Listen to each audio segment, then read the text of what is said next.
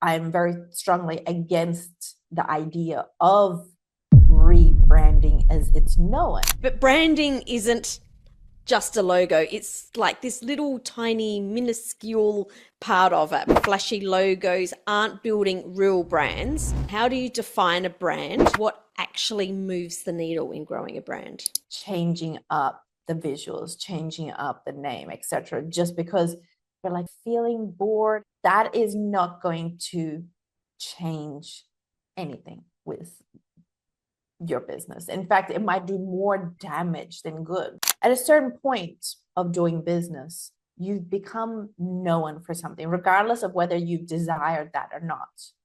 And by changing that, that is not going to change anything with your business. You lose that traction that you've built up. Reposition. How can we look at repositioning you so that you're not just another one, but you're still staying in the known? And then the most important thing after that is like, Welcome to today's episode of Business Growth Lab. I'm looking forward to chatting to Beatrice Gutknecht. She's here with me to talk about all things brand strategy at Badassery by B. And she's the host of the Art of Positioning podcast. So welcome, Beatrice, to the show. thanks so much for having me on, Samantha. I'm so excited. Me too. I can't even remember how we connected now. Maybe LinkedIn. I probably should have looked it up before we chatted, but we have chatted before and we got on like a house on fire. You are an Aussie living Yeah. in Spain. Why don't you tell us, how did you end up in Spain? That in itself that's a story. It pretty much lifed me. That like at its very Life me. That's great. at its like most basic point, that's what happened. So I left Australia. God, it's probably been maybe 15 years and moved to Myanmar. At first, it was love, but then I fell in love with the country and stayed there for 10 years Hmm. until the military coup and my dad passed away. And I was like, okay, then lack of opportunities. And it's just, yeah, it just needed like that move. And I needed to take care of things around like my dad's passing.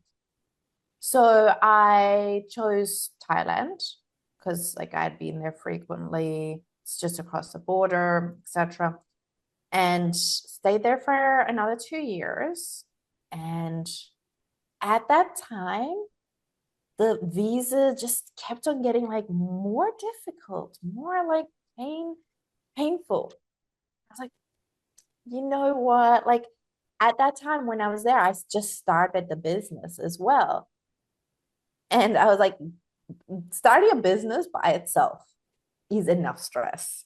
Oh, Not to have to think totally. about like visas, whether I can like go back into the country. And I'm like, nope, nope, nope. So being half like EU citizen, like my mom, she was Portuguese, and pick a country which was like, similar sort of culture, similar sort of temperatures, even though we still get winter here, which everyone else in the world, like, people from UK, people from Australia, they're like, but it's so nice here in winter. And I'm like, not for me. I spent the last 12 years in Southeast Asia. So Yeah, because I don't think of Spain as being somewhere with cold winters. for me, it is. I think it probably gets down to, no, 12 degrees, Yeah, 13 okay, degrees. that's cold for me too. Okay. Okay. It's not just me. It's it's cold. And the apartments here, insulation is non-existent. The window panes, soundproofing, also non-existent. Hmm. So it gets like a cold. Yeah, It gets really cold. And then summer's here. As now we were just talking about before the we show. were. It's like, supposedly there's another part yesterday, like a couple of hours away that hit 45 degrees. Wow. I'm originally from Adelaide, so I know 45 degrees. It is hot. It is Oh, really hot. yeah, no, hard pass. Hard. Like I like warmth, but not that warm. Yeah, Yeah. that's past warm. That's like cooking. Let's leave the weather behind. Let's jump into branding. Now, you are a brand strategist at Badassery by B, and people in the other parts of the world, would say badassery. However you say it, what is that word? What does that word mean to you, and how did you choose it?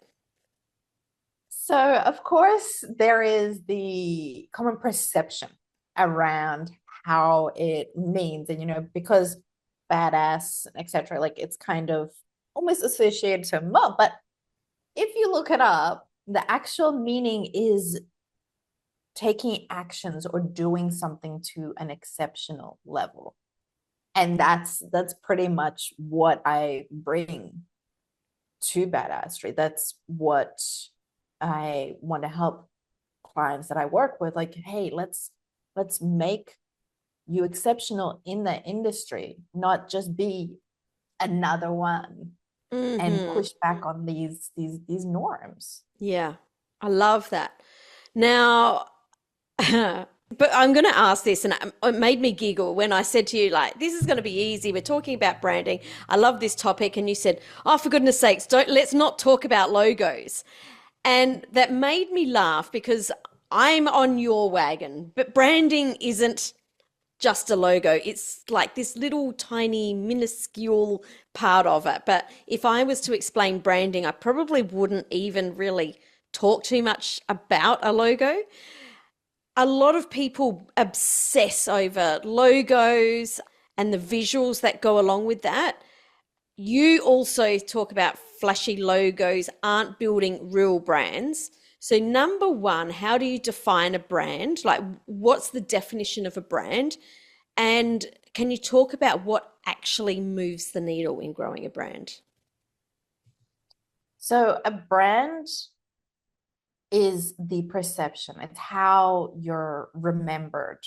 Uh, and at this point, because there is so much in the marketplace in any given industry, right? Any of these visuals aren't going to do a lot. In fact, I'm very strongly against the idea of rebranding as it's known.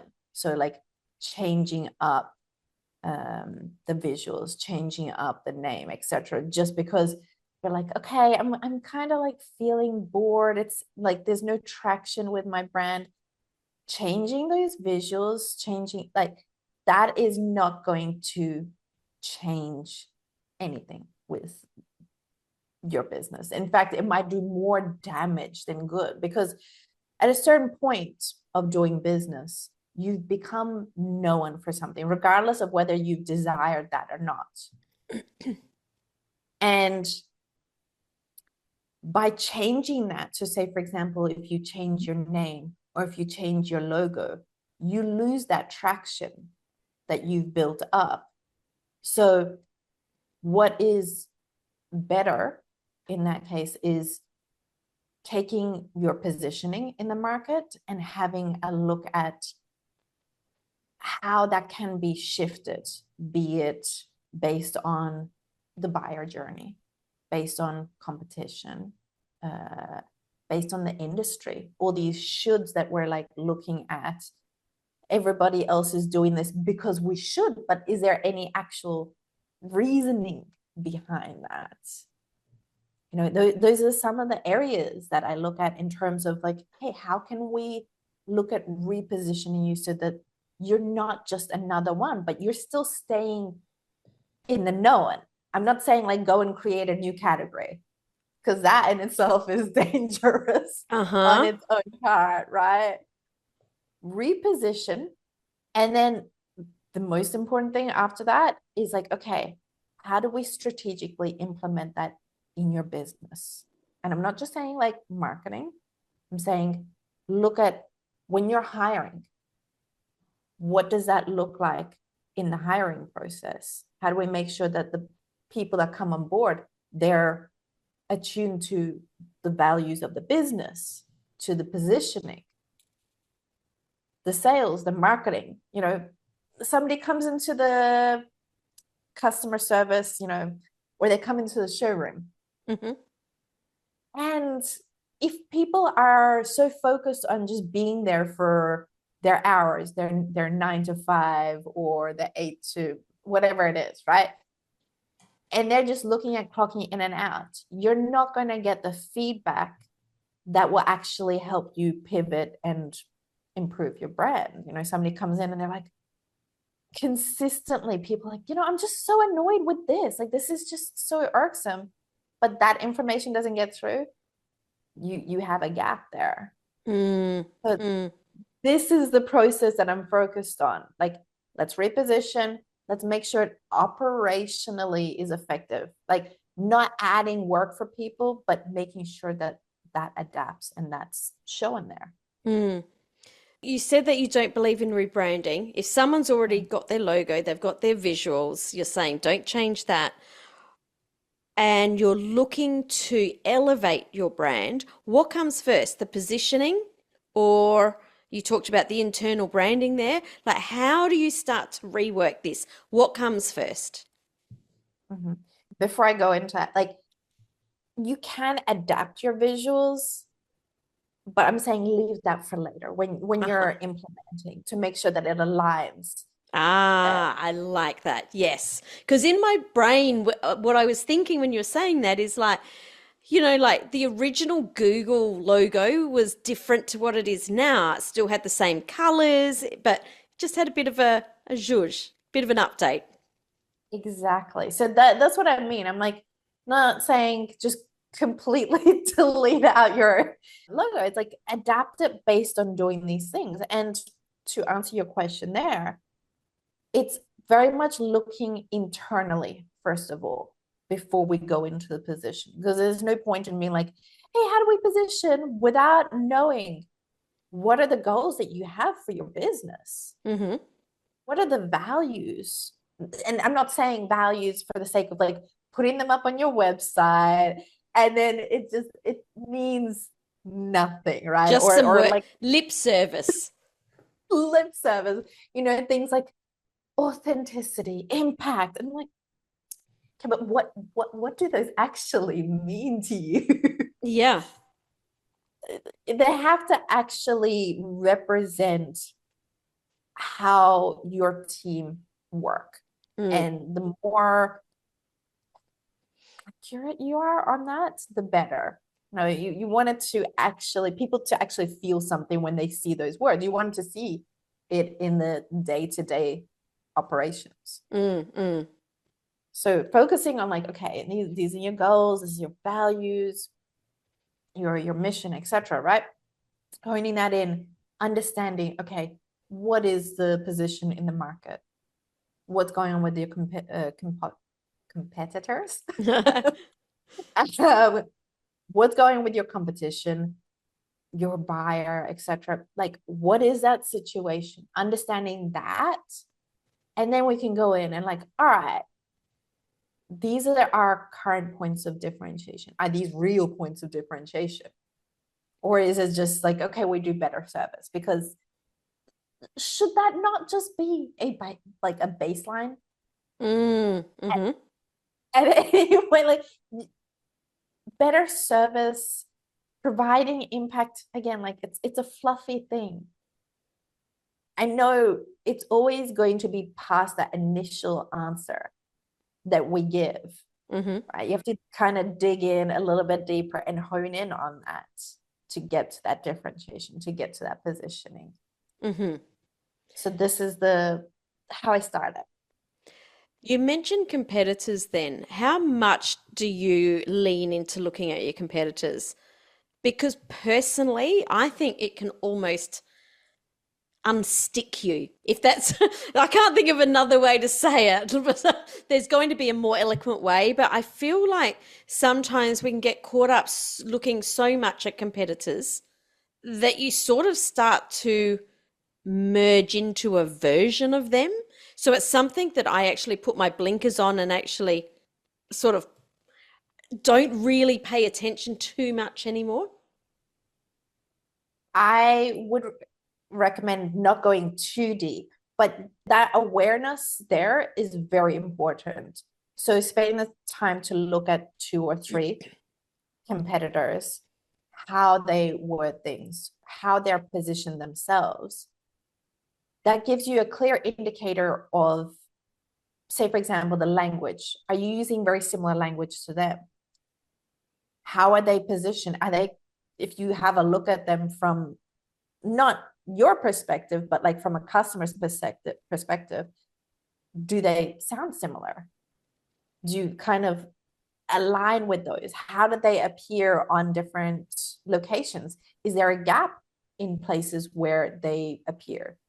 So I would recommend definitely having a look at them. Just, you need to have that awareness to be able to see if there's any gaps, to see if there's any holes that you're falling into that you could potentially leverage, instead of being like, no, let's not sound like the rest of the competition.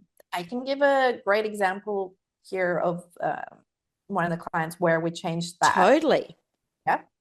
So one of my clients, they're in the architectural door and hardware space. So basically the door knobs, the cabinet handles, these like fine pieces.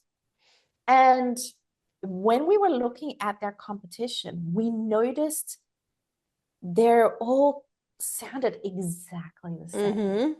They have slightly different, like, you know, one is more feminine, one is like more like, but the wording, the positioning, everything was identical. Mm-hmm. Right. And so what we did was, okay, what's the biggest complaint that they faced with many of their clients? And it was that by the time they got considered, the building door frames, the doors, the entryways had already been built. And it had been like built with the builder grade door. So there wasn't a lot in terms of customization. So say, for example, that homeowner or that designer, they were like, okay, you know, we wanted this kind of idea. And they showed them, like, you know, an Instagram page, beautiful Pinterest thing. Uh-huh. Right? Uh-huh. They couldn't do it because that had already been installed. So we're like, okay, all of like the rest of the industry, they were only being considered at that point. And I asked them, okay, but say, for example, best condition, when would be the best time to be considered to avoid that issue? And it was when the designers were drawing up these entryways. So at that point, you know, even the target audience changes, but we need to push further than that, right? Like, it's like, how do we make the product relevant to them? Why should they even care? And we're like, okay, what is it that they're concerned about? And it was being considered as the number one. Because again, in their industry, like in the designer world, there's a lot of competition. There's a lot of like trying to stay up to date. And so there was a gap. We're like, okay, how can we be the resource at that specific point in time to make sure that in clients' eyes, they're pushed up higher. Right? It's not, we're trying to sell doorknobs and handles. We're being that resource. So they're no longer competing with the others in the industry who all have the same kind of messaging. It's moved them earlier. It's changed their messaging. It's changed how they operate. And that shifts. people recognize that, there's so many ways that can be done, be it with social media, be it, even with podcasts as we're doing now. Get designers on board and be like, hey, what are you facing? What are the trends that you're seeing? And then suddenly you start getting seen in their radar. That's so cool. I know that you talk about archetypes helping business owners embody that brand voice. How do you bring archetypes in, and how do you do it in a way that's strategic and personal, but still taking into account what you were just talking about? Mm-hmm. So the way that I approach archetypes, and to recap, I mean, this entire process, it should be enjoyable. It should be fun.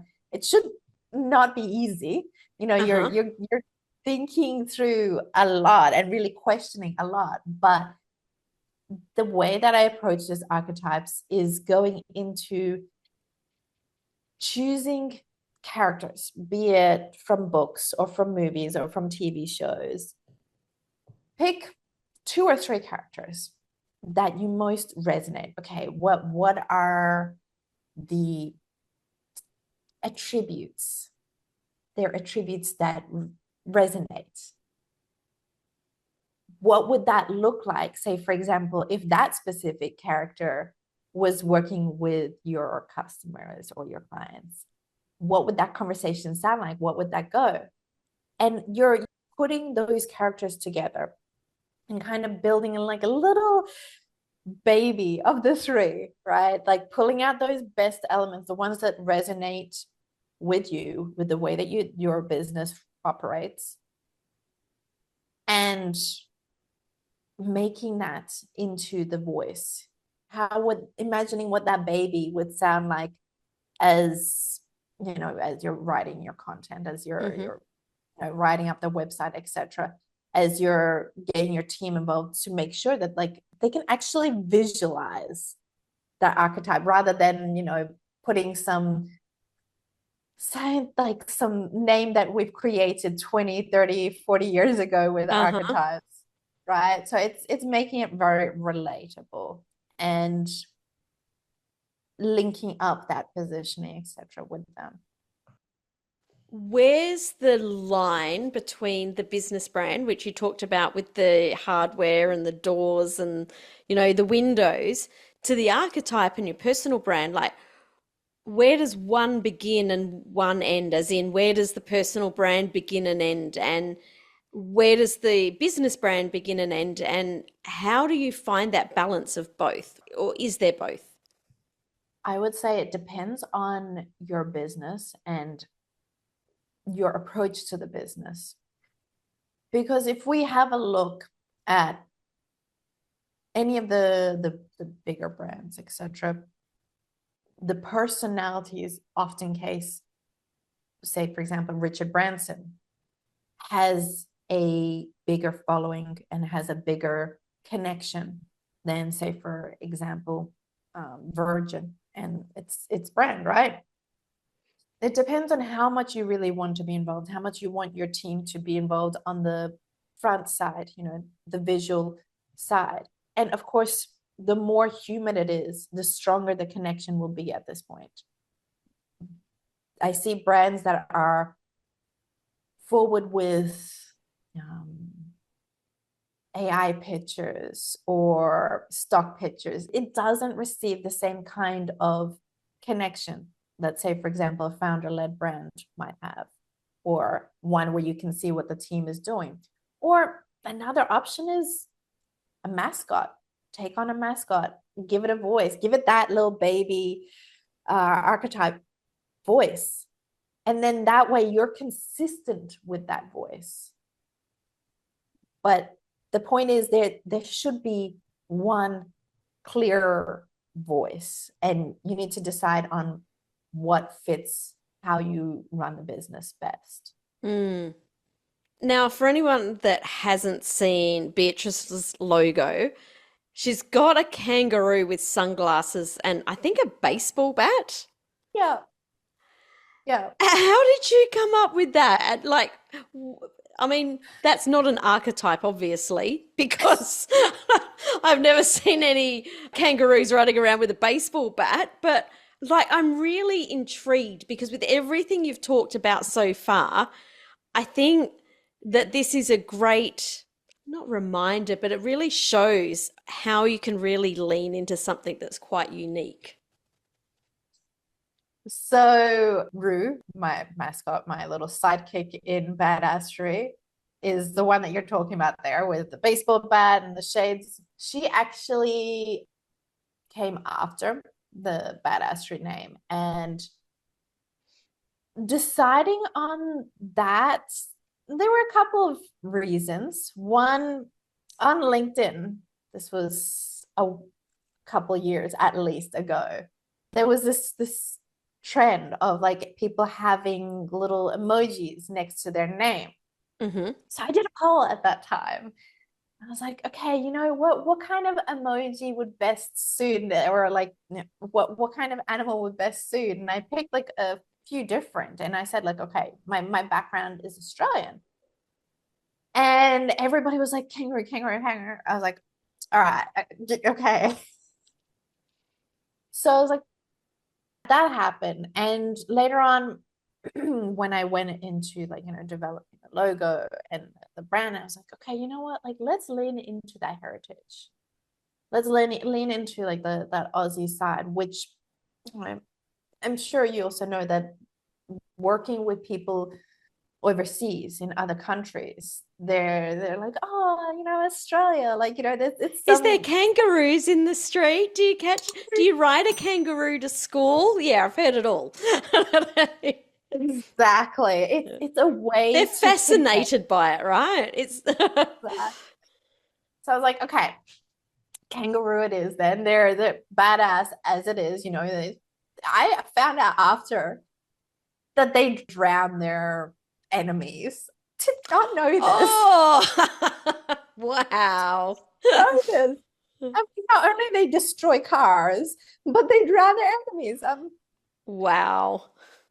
I was like, let's lean into that. The name is badassery. Let's go into that exceptional. Let's lean into like the perception as well of the name on the both sides of it. Let's go extra. No, not another kangaroo logo. Uh-huh. Just badassery shades. Okay, how can we level that up? Baseball bat. So Rue was born, and so happy for her. I just need to get like little fluffy toy made up with the baseball bat. Totally. You totally need that. And it's super memorable. Like super memorable. Every time, I was thinking about because we had to cancel this interview, but every time I kept thinking about the interview, the first thing that comes to mind is that kangaroo. It's because it is so memorable. So Exactly. you talk about content and your brand also being strategically controversial. I know that, Rue is not controversial, but it's kind of got that thing that makes people remember you. It stands out. Mm-hmm. How can you be strategically controversial without completely polarizing your market? Like, how can you lean into it to stand out? So I'm gonna double down on like Uh-huh. even for my content, if you're not following me, etc. You'll find in the videos I use that bat. I use the shades. So you'll see the shades come out. You'll see like the bat at the end of it, like hitting the camera. So it's like further leaning into that. Now, to answer your question, in terms of strategically pushing back, I would recommend understanding your brand. Like, not every brand needs to have a baseball bat, or you need to be bringing violence, or like, I was things going like to say liquor. it wouldn't work with my brand. I can tell you that Exactly. right now. Like if I Exactly. thought of a brand having a baseball bat, it would be because I was at my 5-year-old son's baseball tournament. It wouldn't be because we were going to bash someone with it. Exactly. So before choosing, what way that you're going to kind of you're going to push back on, do the positioning. Understand how you're going to be strategically different, how you're going to be positioned. And based on that, and based on the voice that you've really honed in on, that's when you lean into that positioning. Like, double down on it, take different direction. A great example was not Manscaped, one of the shaving companies that originally they got famous. I think it was Dollar Shave Club. Dollar Shave Club. So they got famous like first by pushing back and bringing in that humor. And they recently kind of came back again. You know, they disappeared for a while. Uh-huh. And they came back with a new campaign, which leaned into the idea of the club, but like, you know, the elegant gentleman's club, but they did it with like a tongue-in-cheek sort of Yeah. vibe. So clever. Having so good, so good. And this is what I mean. You don't have to stick with exactly the same message, but that underlying what they stand for, you know, they leaned into their name, the club element of their name. They lean into that tongue in cheek, which it's consistent. You wouldn't want that to change. Then they're not going to be Dollar Shave Club anymore. It's you've got that association, that perception, the brand. Lean into that. Take different perspectives, different views on how that might be approached while maintaining that voice, that tone, that positioning. Love it. So messaging is a big part of our brand. With AI generated content absolutely flooding social media, you know, marketing, ads, any kind of content, emails, websites, everything that we're reading, how can we still lean into that, but also keep our brand voice authentic and like absolutely unmistakably ours? Because when, you know, when I think of Dollar Shave Club, like, you know, I can picture the hipsters and I can picture the tongue in cheek, you know, way that they made their jokes. It was so funny, you know, and then I think of, I can't remember the name of the product, but it's the same creators. And it was like the little stool for when you're pooping. And there was like the little unicorns that did the rainbow colored poops. Can you remember that one? Failure. That sounds so yeah. Like, we can't create something that's really creative when we're fully leaning on AI. Actually, how do you integrate it in your business? Let's start there. I use it for banter. So like I banter ideas and really kind of take that rabbit hole. How far down an idea and different versions of that idea can I take it? From there, then it's like, what does that sound like in my brand voice?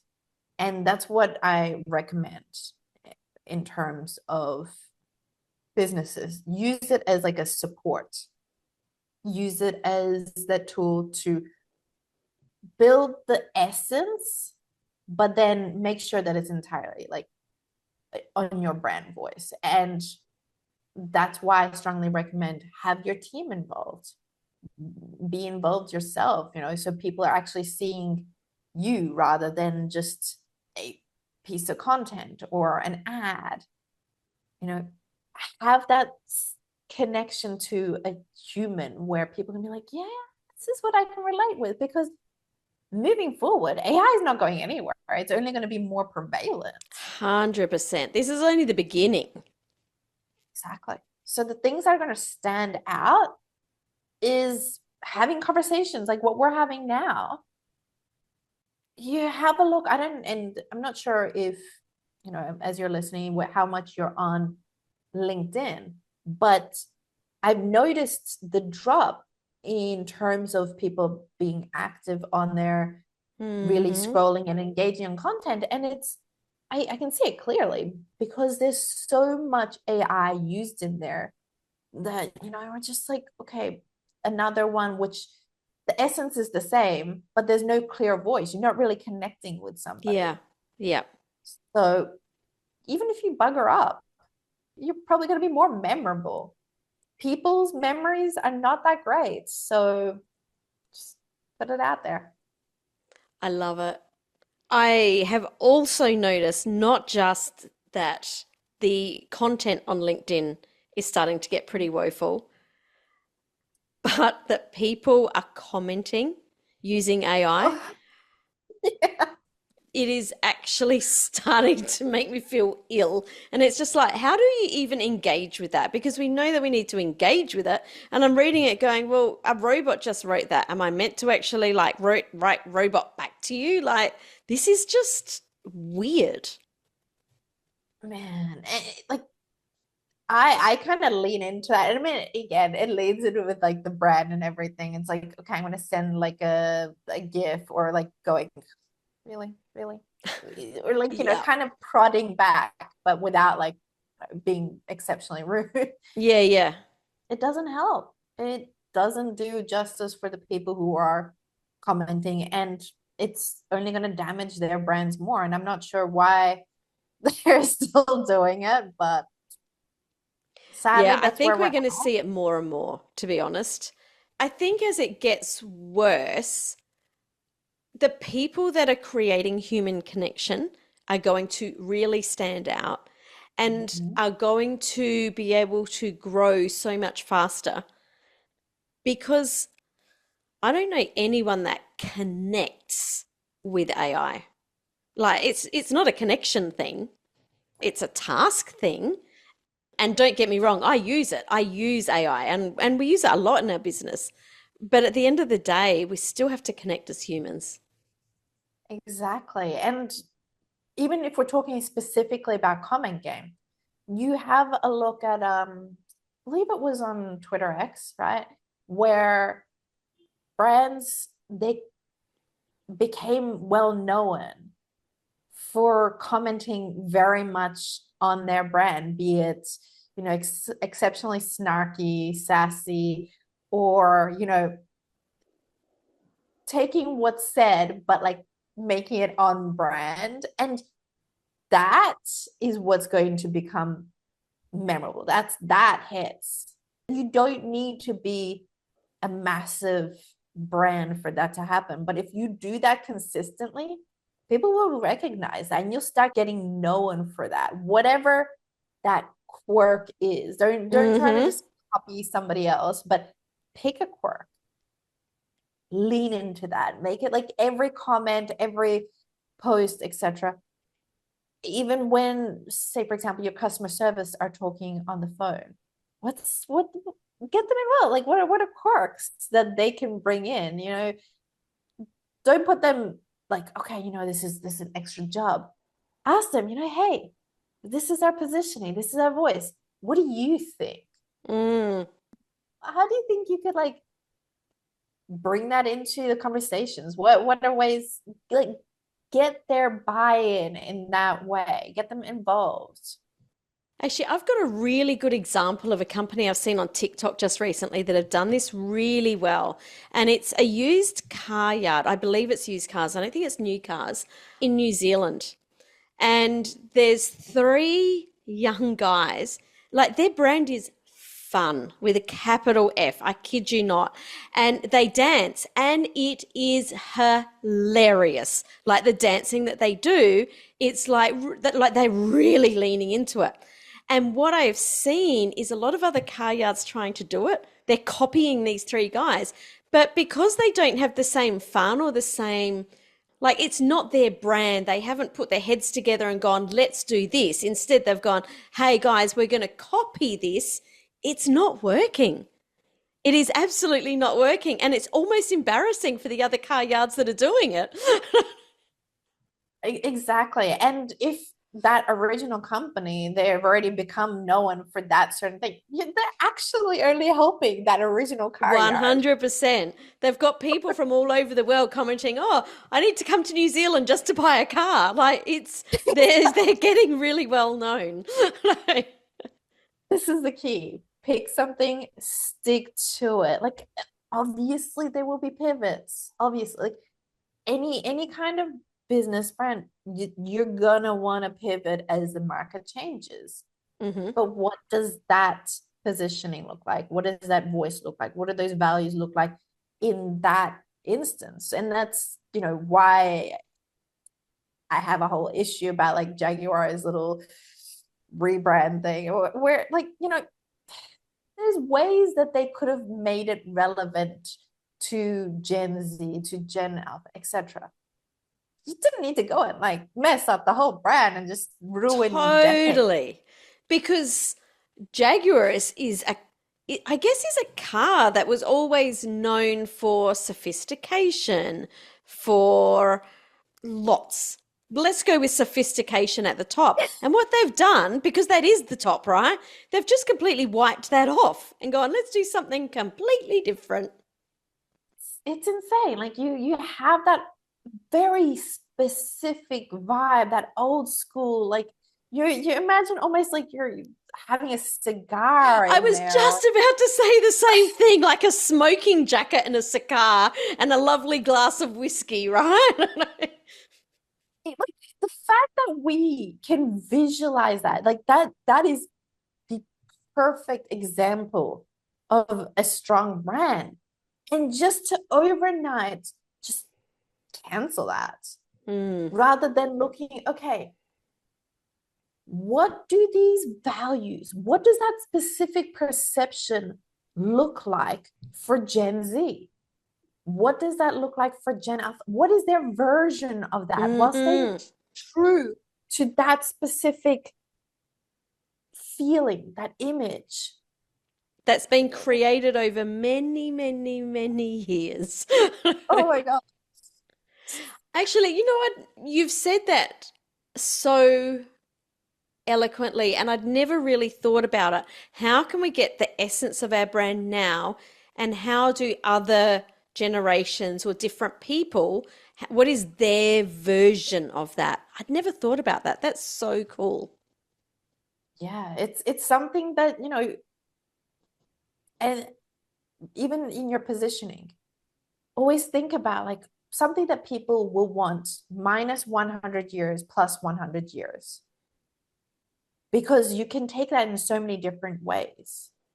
It can't just be let's reposition to something which is only relevant in this decade. Yeah, that doesn't work. Right. There's only so much you can, yes, nostalgia can be a part of it. And if you really just want to focus on nostalgia, that's still one specific vibe. So, Love it.